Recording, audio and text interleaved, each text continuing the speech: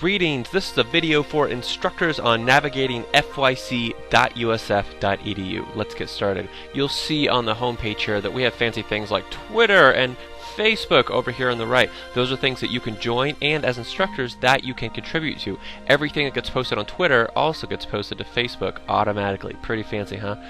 Down here you'll also see the newest student blog post and the newest instructor and staff blog post. I'll tell you more about the second one in a minute, but this student blog is a place where if I click student blogs over here, we can have our students all post in the same place. It's not required, it's just one thing you might want to know about.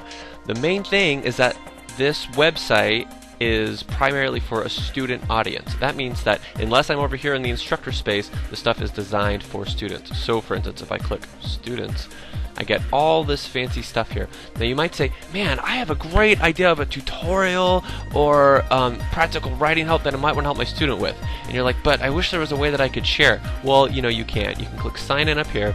You can type forest / that's a backslash. Look at the back. See, it's not a forward slash, it's a backslash. Okay, then you type your forest ID and your forest password. If you don't know what that is, go to Deidre Hickman and she'll help. Click login. Now watch this is like magic. All of a sudden, add new link shows up under each and every one of these. Yes, you're right. That means that you, the instructors, can add and actually should add things to this main resource page for students. It's when you click students right here. You all know what the 1101 and 1102 pages look like. They're very similar to before, where, for instance, if I click on an assignment, I can get a lot of documents here, and I can click the instructor link for even more information. The thing is that some of these documents have changed. Even though a lot of them from the old site have been ported over to the new site, some of them we thought to ourselves, you know what, this seems more like something that an instructor would need. There's no need a student on his own would need to see this. If that was the case, we put it under the instructor link. So, let us head over to the instructor page. Whoa, the colors changed! Everything up here looks a little bit different. Yes, that's on purpose. That's to show you that this is the instructor site and it's supposed to look different. That's how it's supposed to work. Once again, here's all kinds of fancy lists, but this time of things for you. You might say, wait, are they empty or what? No, they're not empty. Just try clicking one of them. Oh, look, here's all that great stuff. Once again, if I'm logged in, you can click Add New Link. If you're not logged in, you're not going to see that. Don't be confused. Now remember I mentioned some blogs a second ago. You see under the blogs link there's 3 different ones over here. There's a Wpa blog. Wpa stands for Writing Program Administrator. It's a really common term, you should get to know it. This is where FYC staff will occasionally communicate to you and where, again, if you're logged in, you can respond. See that one comment? That means that you could comment on this thing that Dr. Moxley wrote to you. Pretty sweet, huh? Back to Instructor's Home. Second link under blogs is faculty blogs. This is where any of our faculty who write blogs on any topic at all can have their newest posts fed into this single page. So we can all be reading each other's stuff, sharing. Pretty cool, huh? Fun.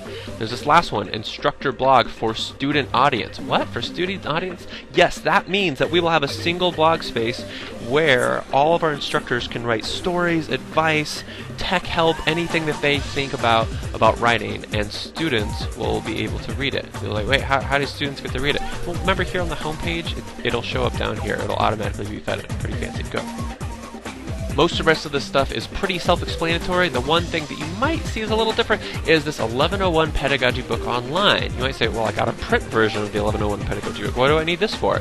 You're like, yeah, it's the same thing, Well, when you head to one of these sections, you're going to see that there is a discussion board and a place for documents on almost every single one of these pages. Like I can click here, and look, they're still there. I can go back to the Project 1 menu, and oh look, they're still there. It's the same thing. That is because this online pedagogy book is our main place for you to share teaching tips with other teachers. In fact, if you happen to be on a project page on the student site, remember this is student site, you can tell because of the colors, remember that?